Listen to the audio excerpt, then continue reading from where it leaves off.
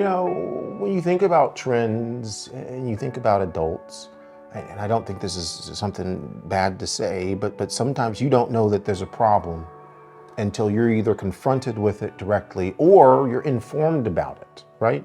And so I think a lot of it is equipping parents with the realities of what's going on, not an assumption of what's going on.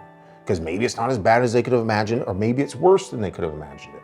I know a lot of the work that we've done around education and outreach is making sure that those data points are in the hands of parents. Those data points are in the hands of teachers. Those data points are readily available so that people do know what's going on in their respective community. Going into it is informing parents and making them aware equips them to then do something. If they don't know, they're not going to do anything. And so, in terms of what trends, it might be like, this is what alcohol use looks like in youth and young adults. This is what the age of initiation is. It maybe is earlier than you thought it was, or maybe it's later, I don't know. What we've seen is when people have this information, it impacts their perception of risk. Why is that important?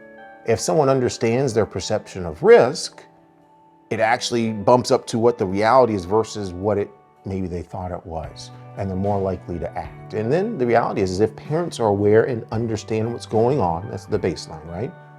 And then, I mentioned that they can act, then they can feel equipped to maybe engage their youth, engage the young adult in their household.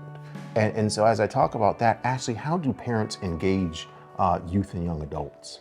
So we promote a strategy called the Talk They Hear You campaign through SAMHSA, and it provides a toolkit that empowers parents to have open and honest conversations with their youth. And this is so important because when a youth or young adult may feel the need to reach out, there's already that groundwork of communication and relationships that they can reach out and have a safe space to talk about their issues. What's a good age group to work with for that program?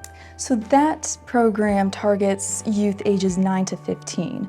And again, hitting them when they're young, building that foundation provides them with a solid groundwork to work with their youth and build that trust.